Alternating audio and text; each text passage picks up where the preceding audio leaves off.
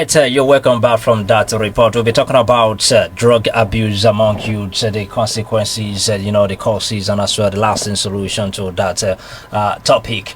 And now, drug abuse among young people. All right, so we have our analyst in the building. We have our analyst, yes, Dr. the CMD, Sajo, yes. Dr. Sunday Sajo. All right, Dr. Sunday Sajo, good morning to you. Good morning to you. Good morning, sir. Good morning, sir. All right. Good morning, sir. Can you hear me? Yes, we can. We can. We can hear you clearly. Okay. I can hear you too. All right, sir. Thank you very much, Dr. Sunday Sajo. All right, we'll be talking about drug abuse, the causes, consequences, and the lasting solution. Drug abuse among young people has become a growing concern in Nigeria. Every day, reports of addiction, violence, depression, and youth-related crimes continue to increase. Many people believe this problem is becoming a national emergency. But before we go deeper, let us first understand. Can you make us first understand what drug abuse truly means? Drug abuse, depending on the context from which we are looking at it.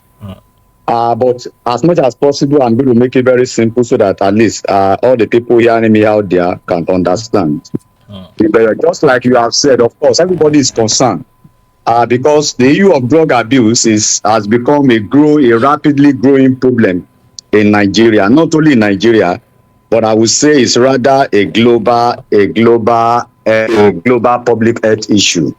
Yes, and in a way, the government have been trying, to see what they can do about it. Coming to drug abuse, number one, we have to look at drug. There is a difference between drug and medications. Drug is, let me define drug. Drug is any substance other than food that when you take it, it has effect on the structure and the functions of the body. And so when we are talking about drug, there are some particular drug which we call psychoactive drugs. These are the type of drug that, of course, we know that we use drug for, one of the main reasons why we use drug is for the treatment and prevention of diseases, medical conditions. But in addition to using drug to treat diseases or to prevent diseases, people also use drug for other purposes.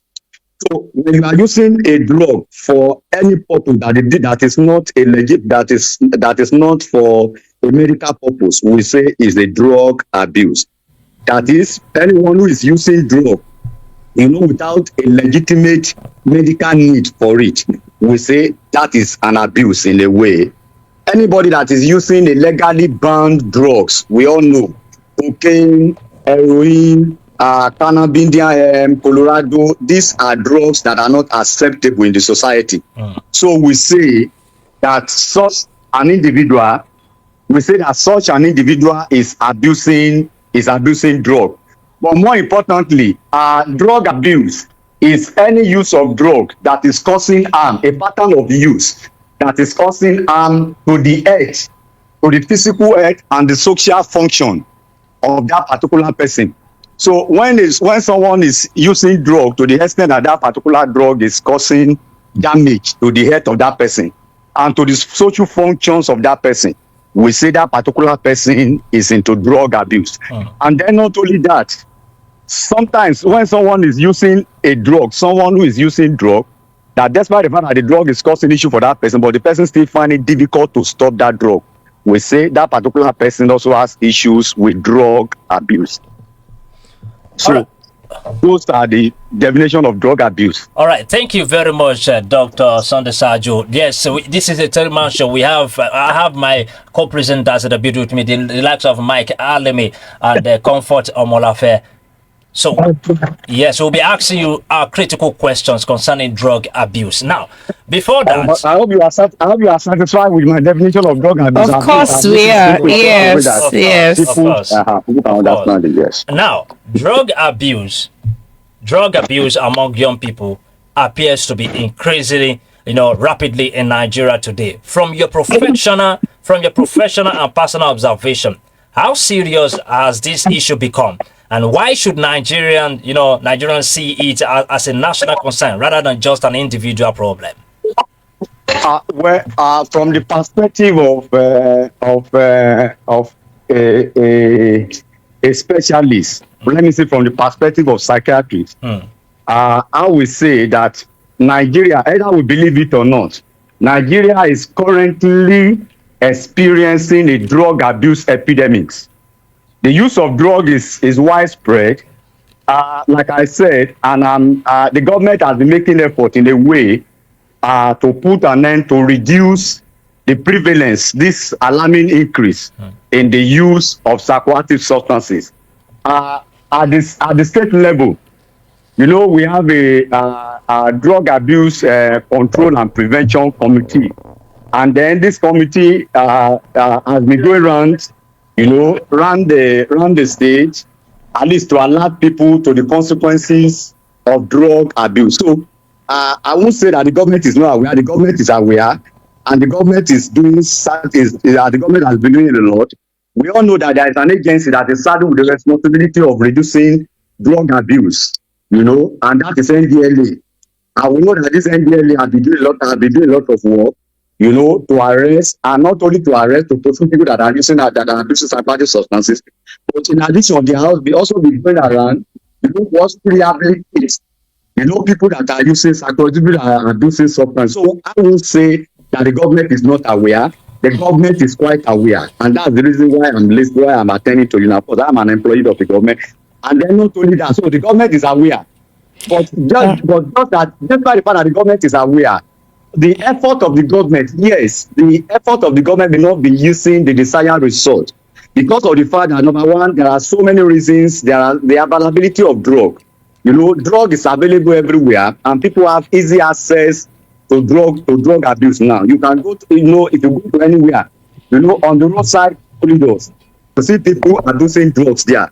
In our universities, in our secondary schools, at major motor park, not even major motor park, most of the motor parks, in the community, in the environment, in Nigeria, at the local level, at the national level, everywhere, you see people who gather every day on daily basis, to abuse psychoactive substances. So it's a problem that is known to everybody. So there is nobody that can claim ignorance of this alarming increase in the use of in the abuse of all these hard drugs. All right. Thank you very much, Dr. Sajo. Very quickly, you did say that it's common and very easy to get. So, but how easy is it for a 15-year-old, in Akure to get the drugs that you have mentioned? I don't want to mention, of course, codeine, Colorado, tramadol, and all that. What are the loopholes in regulation and enforcement? Because you are a doctor, you work at the Psychiatric Hospital, Akure. What drugs are young people, using? And, why are these things common? Where are the loopholes in regulation and enforcement? I want you to speak as an authority, on this program this morning. I won't be categorical. Okay. About the loopholes, because I'm not a law enforcement agency. I'm just a medical doctor employed by the government to treat, not to prosecute. So people who are drug enforcement agency or agents, those are the people probably to say, okay, these are the loopholes. But then, let me say this.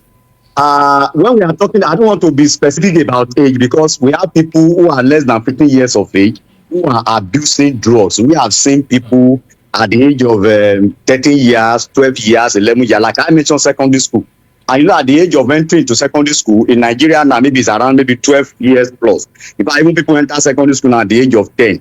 So we have people in junior secondary school, on GS1, GS2, GS3, not even secondary, not even high class, not even secondary classes that are abusing psychoactive substances. One thing we must know is that when we are talking about the age of 15, there is a particular phase of life that capture that age of 15, and that is adolescent, that is adolescent age. The adolescent age actually starts from 10 years to 19 years. based from 10 years to 90 years. That is the definition of WHO. And we know that this particular age is the age of experimentation. And this particular, this is a particular age that people want to experiment. They exploit their environment. And so these are also the age that they're also trying to gain independence from their parents. This is the age that the class know that possible to rely less on their parents. They rely more on their friends. They believe more in their friends. And so because they go out there, so at this particular age, most of the time these people will leave home in the morning and then they don't return back again, maybe in the evening, maybe around 5, around 4. That is after the school closing hour. And so during this particular period, they are out of the control of their parents. So the control of their parents is less. So sometimes, whether they get to school, whether they don't get to school, sometimes the parents may not really know. So because of the fact that this particular age group, they are at the age where they experiment, where they want to try, where they exploit their environment. So these substances are readily available, and they see their friends using all these substances. So it won't be difficult for them, to have easy access to all these things. And then coming to the loopholes. Yes, some of these loopholes is the fact that probably maybe there is no good regulation on the way these substances are portrayed, in our local films, on the way these substances are advertised, in social media, over the television, over the radio, and etc. So, and then not only that too, I would also say that the NDLE, of course, probably maybe the NDLE, they are overwhelmed. And so probably because they are overwhelmed, there are people out there who are still selling all these substances. People are selling them, almost everywhere. As I'm talking to you now, if I just cross to the other side of where I am currently now, I'm sure that if I am a drug abuser, if I'm a user of all these drugs, I will get them to buy. So to tell us that the NDLA, of course, they are trying. Probably maybe they are overwhelmed. Probably maybe they are just staff, or probably maybe they don't have the required resources to actually carry out, their duty effectively. So all these people are still out there. And then not only that, we can look at there is a proliferations of a lot of high-risk jobs that can increase, the access, the risk of these people. They know that can expose them to all these substances. We have a lot of children now who are bad attendants. Probably a lot of children, sometimes a lot of secondary school students, when they finish secondary school, some of them, in order to raise money, they go to some of these hotels, some of these buildings, to do one thing or the other there.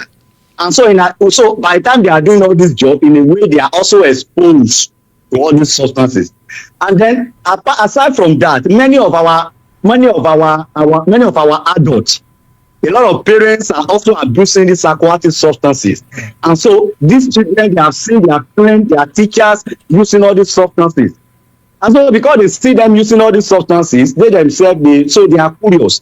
So they want to try what they are doing. They want to see the effect of all these substances. And then not only that, we must also look at the change in our societal value. We must look at the fact that we must look at the change in our societal value. These days, people don't, what parents value most now is money. Or look at this proliferation of young boys, all these internet fraudsters and etc. And so, because there is also prayer on parents, or prayer from parents on these children to bring money. A lot of them are into Yahoo, and one of the things about Yahoo is they have to keep awake at night. They have to be on the internet and all those stuff. And so, for them to also keep awake, to ensure that they don't sleep, so that they'll be able to do that work effectively. Sometimes, hello, are you hearing me? Yes, we can. We can hear you very clearly. Hello, doctor. Dr. Sajo, are you there? Hello, can you hear me? Yes, of course. yes, continue, please. Hello, doctor. I'm not sure. Okay. Doctor. Yes, we can hear you, doctor. There's no problem. We can hear you. Hello, Dr. Sajo, are you there? All right, talking about that. Well, basically, he has spoken extensively already, and I know that Verity would like to submit. While we wait for his own, final submission, he's back again. He's back. Okay. All right. Hello, Dr. Sajo. Hello, Dr. Sajo, are you there? We'd like you to submit ahead of other questions. I guess we'll repeat the process again and see if it comes in a drug abuse. And of course, Hello, can you hear me? okay, Yes, can hear we you. can. Please continue. Sorry, the network issue. All right. Okay, sir. Yes. So can you hear most of the things that I've said? Of Of course. course. Okay. Okay. So go ahead. Yes, can I go ahead? Yes.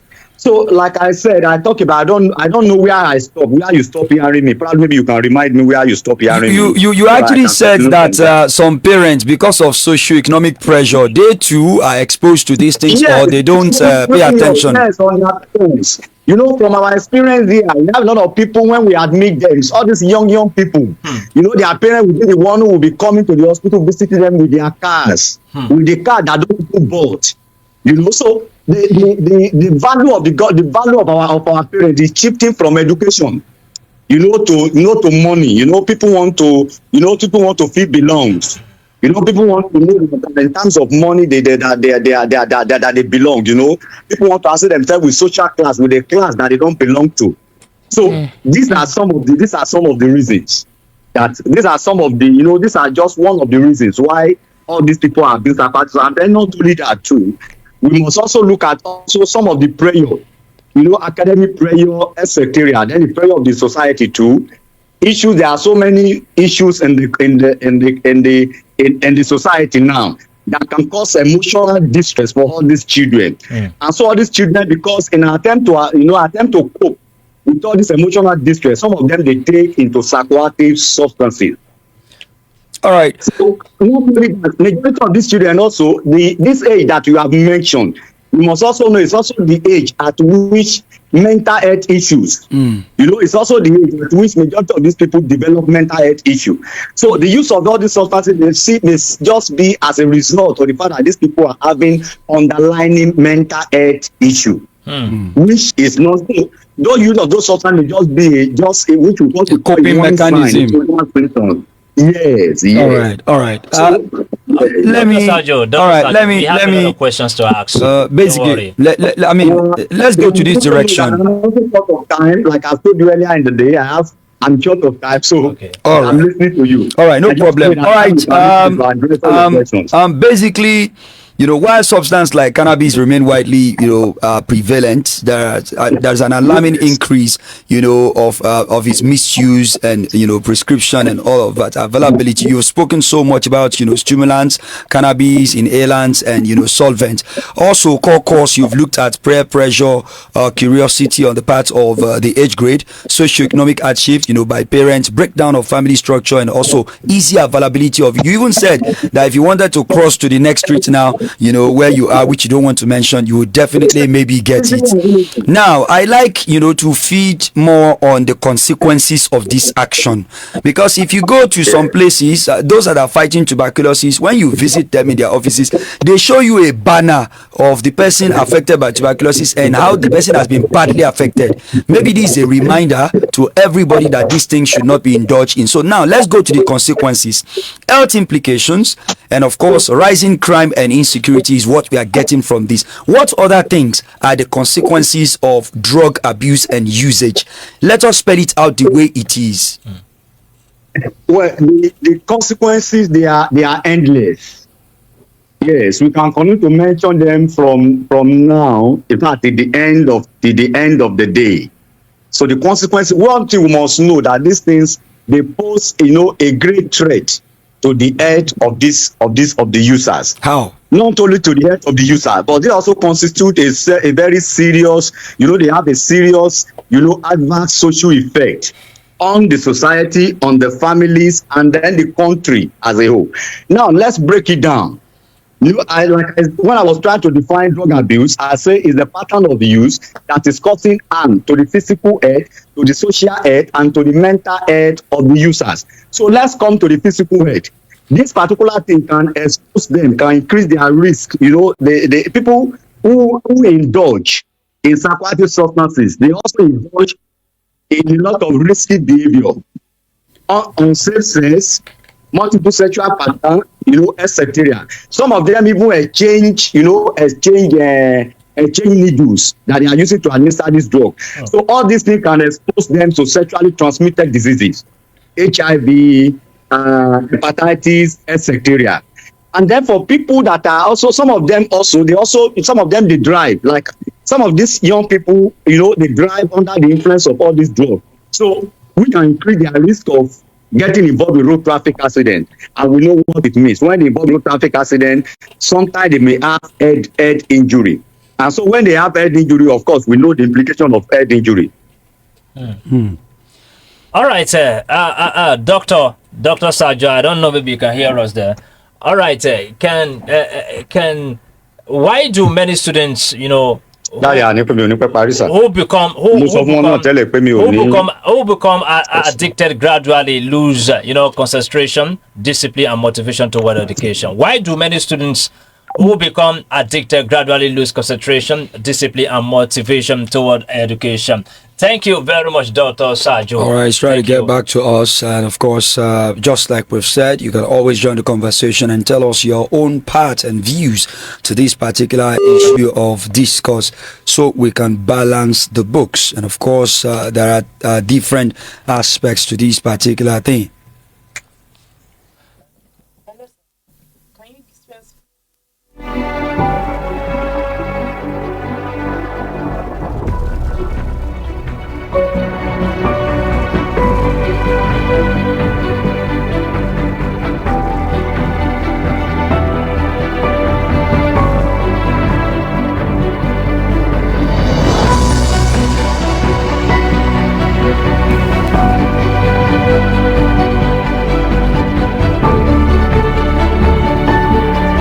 Okay. Yes.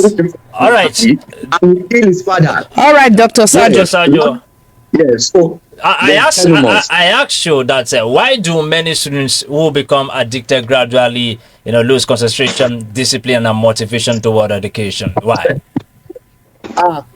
One of the things I will explain it by saying this. Okay. The first control that any user has over substance use is the first time that they use that substance. Subsequently, it becomes involuntary because there's something we say it in a very simple way. That thing changes, the use of drug, changes the structure, the functions of the brain.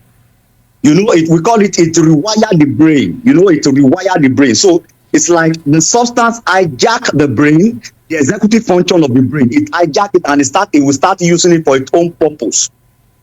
So there is a part of the brain. There's a part of the brain that is, that we call it, is a part of the brain that is responsible for reward. We call it the reward center of the brain. So the way this particular brain is structured. So once someone use a substance, and then the brain love the effect of that substance. Many of these people, when you ask them the reason why they are using substance, they will tell you that because they love what it does to their brain. It makes them feel, it reduces their stress. It makes them happy. This feeling of high. It reduces the anxiety and etc.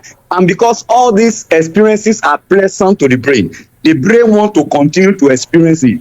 So, and because the brain want to continue to experience it, the brain will create some features. Number one, craving. So that desire, that intense desire to use it for more. Yes, for more. So even when the thing is causing problem for them, they don't do that. You see people who develop liver cirrhosis, who develop issues with drugs, and yet they are still using the drug. So not only that, there is something we call withdrawal symptoms. So it also creates a withdrawal symptom. So anytime these people do not use this substance or these substances, they develop a distressing symptoms. These symptoms, sometimes they are terrible. They become antisocial. And so because they don't want to experience all these distressing symptoms, they go again and use the substance. There is also something we call tolerance. With use, the effect of this drug, the effect of this drug become lesser. as in the highness, the feeling of high, the feeling of euphoria, this anxiolytic effect and etc. They become less. And so in order for these people to continue to experience, the previous effect, the desirable effect of this drug, they tend to increase more, they tend to, to continue to use this substance. So these are some of the mechanisms that the brain has devised to ensure that the user continue to be in the captivity or of drug abuse. I'm sorry to use the word captivity. We all know that anybody who is into drug abuse, that person is in a very serious captivity.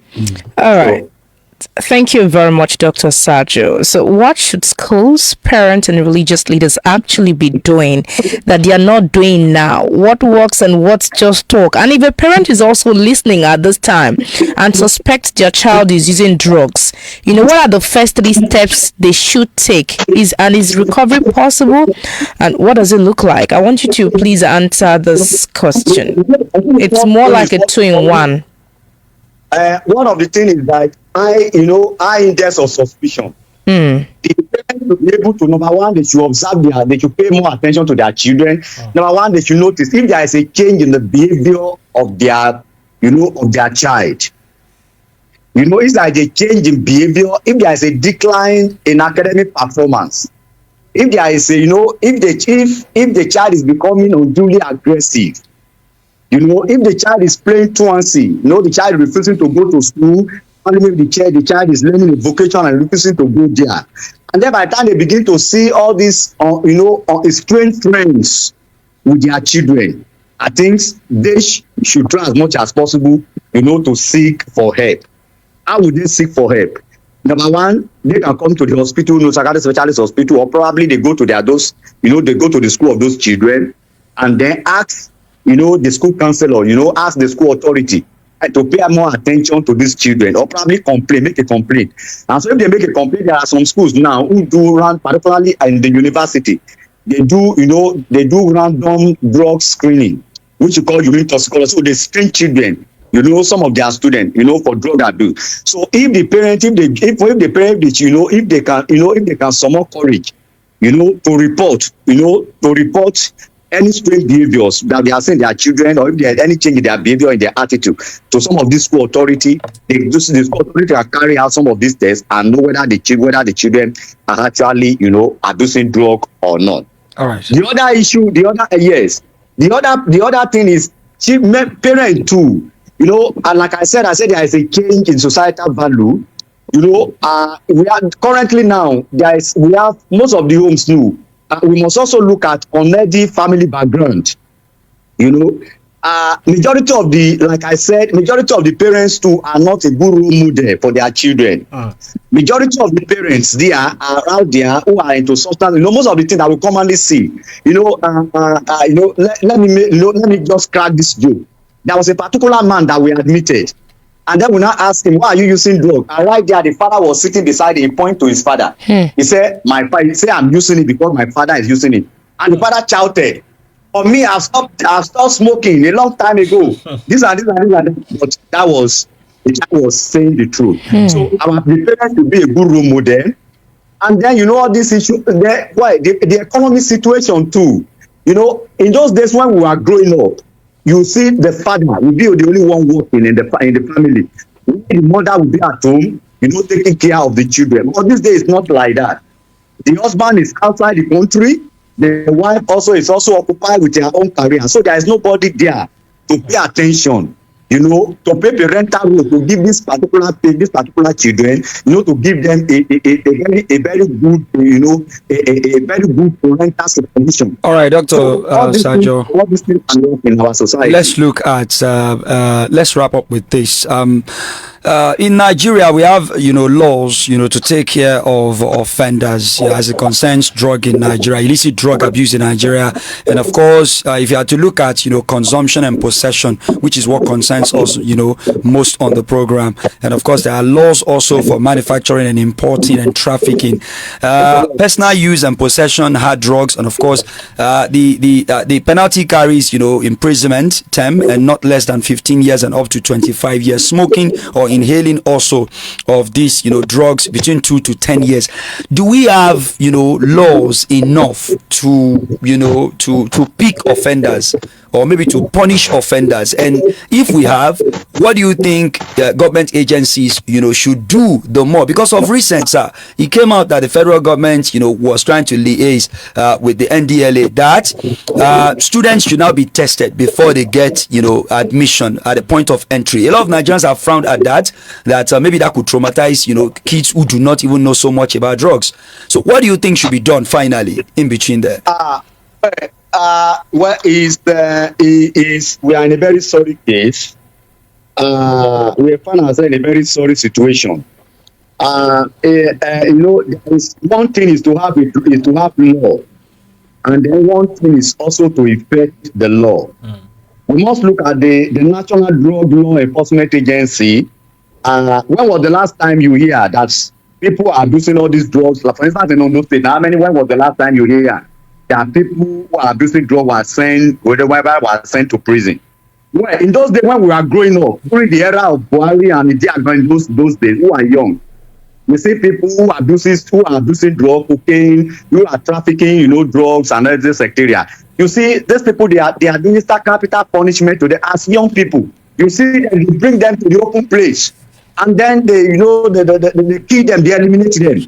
They face capital punishment, executions, and so those things serve as a deterrent to people who will use drugs. So right from my childhood, I knew in those early 80s, I knew that that was when I knew about Igbo, I knew about cannabis, Indian heroin, and all those things. I know if you use all these drugs, the person will face a severe, a serious penalty.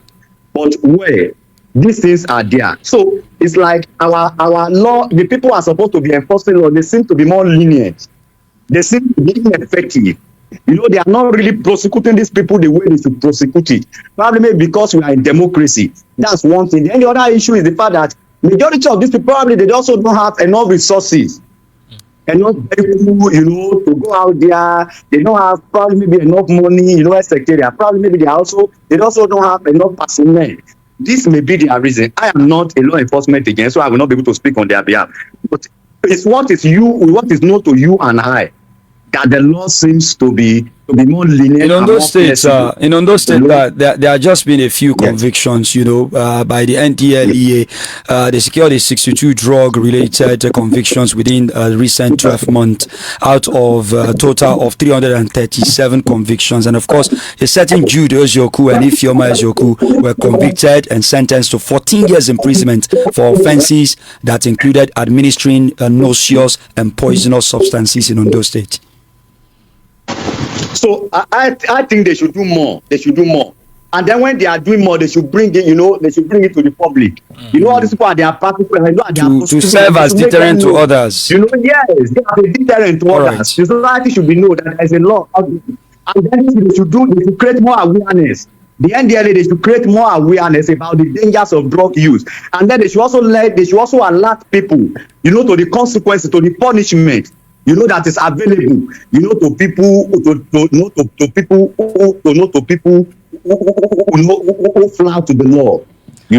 All right, who go against the law of the land. All right, Dr. Sajo. Right, Dr. Sajo. Let me just ask you this final question, and it's going to be an emotional, question. If a young person listening to this program right now is secretly battling addiction and losing hope in life, what personal message will you give to encourage them not to give up? As long as there is life, as long as there is life, there is solution. So we say that in Ondo State, we have rehabilitated a lot of people who have issues with drugs, and then today they are doing well. So there is a treatment for drug abuse, Hello, doctor. Dr. Sajo, are you there? All I think right. it's also battling with the network there, inconsistencies on the part of the Network He providers. said it all. Yes, Yeah, and they he's shouldn't and lose he's hope. yeah, and he said a lot. Even what he started with is enough to hold on to in case we don't, engage him further, because the drug abuse is very quite important. We should also say that on the part of the NDLEA, they've actually secured, arrest and conviction. All right, People Dr. have Sajo. issues with drug abuse. Okay. They don't have to lose hope.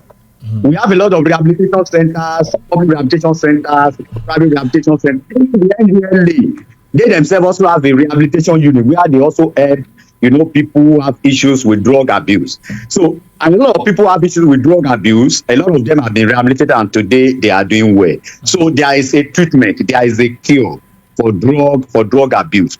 Here, the government has employed personnel in psychiatric specialist hospital here, who are drug abuse professionalists. So we rehabilitate people who have issues with drug, and a lot of them are doing not only doctors. We have doctors, we have clinical psychologists, we have occupational therapists, we have psychiatric nurses, etc. That are involved in the rehabilitation of all these people. The same thing also, at Unimed Teaching Hospital. They also have psychiatrists there. They also have a team there that is also, that are also involved in the rehabilitation of people in Is there a unit, sir? Is there also a unit, sir? Is there also a unit, at these specialist hospitals level that is coming out to talk to people about drug abuse, to campaign as well, so that we don't leave the job to the NDLA alone or parents? At the level of the state, we have a committee. I'm a member of that committee. NDLA, official of the NDLA, are also member of that committee. We go around. So it's a joint task. Schools. Yes. We go. We do it as a team. Doctors are there, educationalists are there, secretariat. We go to schools, secondary schools, to create awareness about the menace, about the problem of drug abuse, and then we tell them what they can do, to avoid being a victim, of drug abuse. Doctor, you're trying to mention the name of the hospital before you were interjected. The names of those hospitals where they can visit in Ondo State. I mentioned Unimed Teaching Hospital. I've mentioned also Futa Teaching Hospital too, and then even Federal Medical Center. All these they have, and even the NDLA too. All these places they have a unit. They have a unit. Where they rehabilitate people who have problems with drug abuse. All right. Let's hope that they do not just have units; they have functional equipment to attend, to these patients too. Yes, they do. All right, thank you very much, Dr. Sunday Sajo. You are welcome. Thank you. We really appreciate you. Thank you for the opportunity. Thank you for bringing me on here. You're welcome. Do also enjoy the rest of your day. And you too. Thank you. All right, Mike, would you call out the number so that we see people's opinion as well? All right, we'd like to have your take in the course before we switch to SWOT Vest Money. You can call 0805 551 1110 or 0706 677-1822 to bear your thoughts in a very civil manner on this particular hot topic for today: drug abuse, the loopholes, and of course consequences for those who have abused drugs. And also we've given you facts and figures as it concerns drug abuse in Nigeria and also in Ondo State. The specialist who spoke to us has also affirmed that young persons are the ones mostly affected by this, even though adults are equally abusing it, and there are existing laws punishable under the law for this particular menace. You can always join the conversation and let us have your take on this particular issue. And I read it out earlier that of course, if for consumption and possession of hard drugs and of course or even heroin, it carries a prison term of not less than 15 years and up to 25 years.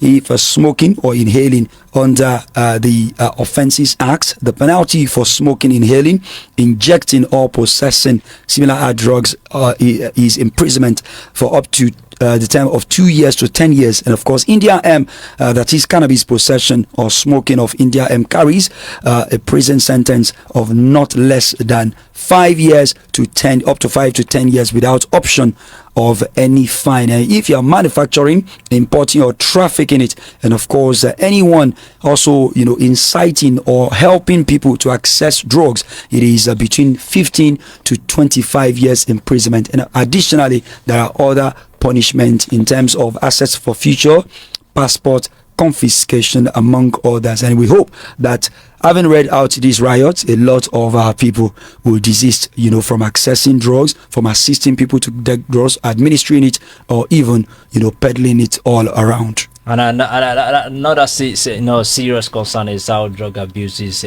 gradually becoming normalized in society. In some environments, you see young people are mocked for refusing, drugs. Why those engaging in substance abuse are seen as bold, street smart or socially active. So music lyrics, movies, and online trends sometimes glorify drug use without showing the painful consequences behind it. This has created dangerous psychological influence on teenagers and young adults. Now let's move to that to another segment, which is sports. All right.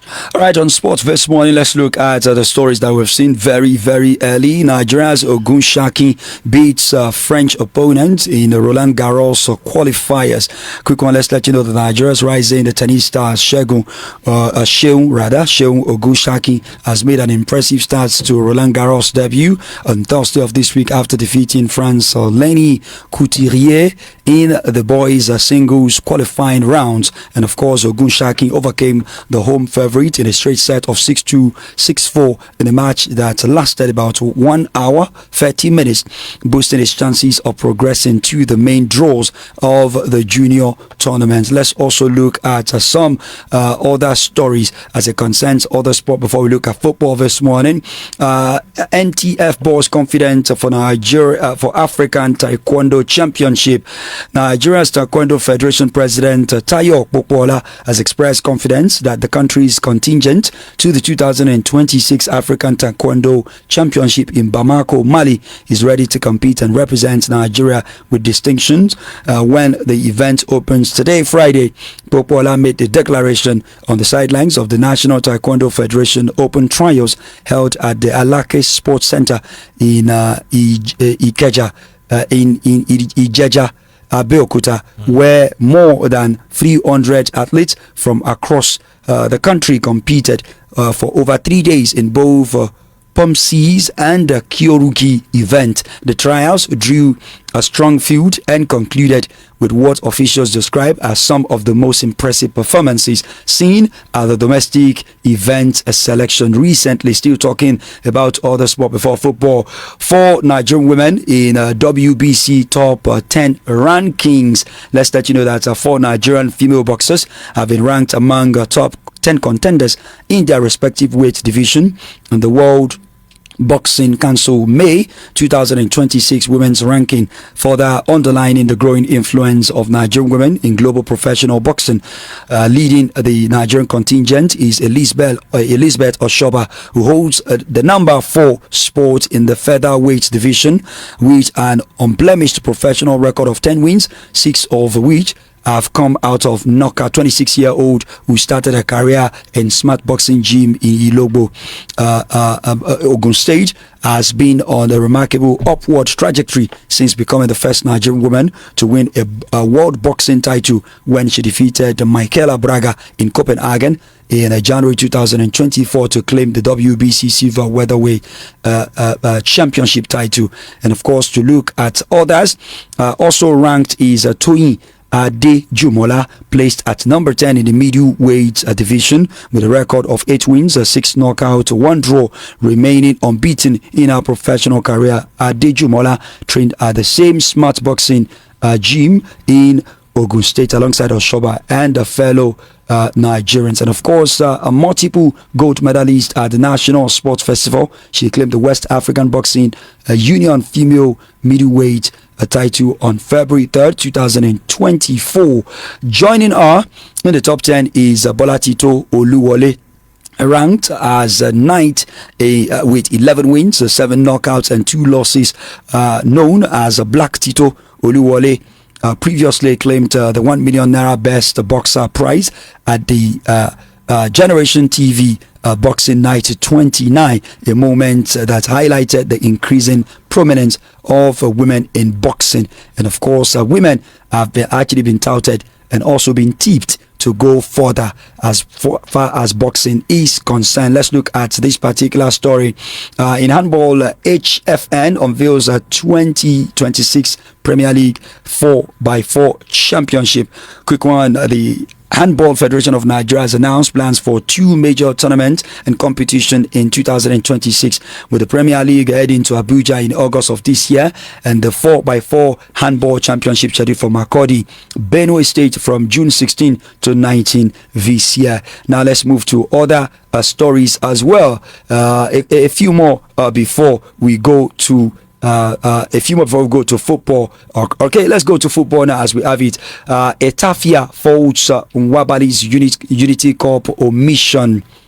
Former national team goalkeeper Greg Etafia has publicly criticized Super Eagles head coach Eric Shell's decision to omit Stanley Nwabali from the Unity Cup roster, arguing that international selection is vital for the unattached player because he's not representing any club at the moment. Nwabali is 29-year-old and has been left out without a club since his mutual contract termination with South African Premier League soccer side Chipas United in February of this year. And of course, that's a former speaking for him. Eric Shell, the coach of the team, opted to leave Nwabali out of the 4-man Nation London tournament roster entirely, choosing instead to elevate active domestic and alternative foreign-based options for that particular encounter. And of course, let's look at another story. On the Unity Cup, Super Eagles are set for Unity Cup title defense against Jamaica. Let's let you know that cup holders Nigeria are not looking to take anything for granted in Saturday's Unity Cup tournament final duel against Reggae Boys from Jamaica at the Charlton Athletic Stadium in London. Head coach Eric Shell has been singing the praises of the squad that hammered Zimbabwe 2-0 in Tuesday's semi-final and made it clear on Thursday that he might tweak his playing personnel, tactics, pattern and strategy ahead of Saturday's encounter against a familiar team. And of course, let's look at other stories this morning. We take a few more just before we go. A quick one. Let's look at this one because it's a milestone. Okpekpe International 10-kilometer race to stream live on World Athletics channel. Let's let you know that Okpekpe International 10-kilometer race, the first road race to earn World Athletics label status in West Africa from Nigeria, will be broadcast live by May 30th, 2026, organizers have said. And of course, it will be beamed across on the World Athletic channel. And also, let's look at this particular one. Champions League final. Supercomputer makes a final prediction ahead of PSG and Arsenal clash for UEFA Champions League final tomorrow. The analyst reports that the Opta supercomputer has given the title holders PSG is 56% probability of successfully defending their championship title, while Arsenal is projected to achieve a double in 44%. Guys, a supercomputer Opta has predicted that PSG have 56% probability of winning tomorrow, while Arsenal have 44%. I don't know where you want to put your money, wherever your mouth is. I don't know. But who are you giving it to, Arsenal or PSG? All I just say is that 11 go jam 11. 11 go jam. Yes, 11 go jam 11. Because right. I see that you're coming from PSG's angle, But Arsenal, like I said before, Arsenal, they play with simplicity. The way they are approaching this game is not even more, there's no pressure. All right. Yes, there's no All right, pressure. let's go to the 90 minutes woman. 90 minutes we always judge. Yes, of Instead course. Of one, she said 90 minutes we judge. Let's just wait, to the end of the match, and of course, let's see who the universe, have all supported to win the race, because All right. it's not about those who put in everything and all that. It is whom God and the universe has destined, to win that match would win it. So it's not 2 plus 2 that would emerge 4. All right. It could be 2 plus 2 and equals to 2. All right, if I'm allowed to say my prediction, I would say, I'm putting, my waist behind PSG. I want to see them win because of experience. Okay. That's the much we can take. All right, thank you very much. And as we conclude today's edition of Glow Focus, one thing remains clear. Drug abuse is not just a personal problem. It is a societal crisis that demands, urgent attention. The future of every nation depends largely on the strength, productivity, and moral stability of its youth. When young people fall into addiction, society suffers collectively. Let us stop normalizing dangerous behaviors. Let us invest more in guidance, counseling, mentorship, education, and youth empowerment. To every young listener out there, your future is too valuable to be destroyed by temporary pleasure. Protect your mind, protect your health, protect your destiny. Thank you for staying with us on Glow Focus on Glow 99.1 FM. Ijak West Akure, Ondo State. I remain your host, Kingsley Iniovusa. All right, it's between 2 to 15 years or even 25 years imprisonment. Don't do drugs. My name is Mike Alim or Bafemi. Bye for now. And to our young listener, at this time, you're more than a mistake. You're not just a bad or you didn't make a bad decision. There is a life after addiction. The doctor did say that, and there is hope after the high. Thank you very much for being part of our Word of Sound. We'd like to say a very big thank you to executive producer Dr. Ezekiel Akonde, and on behalf of the entire production crew. My name is Comfort Omonafe. Bye for now.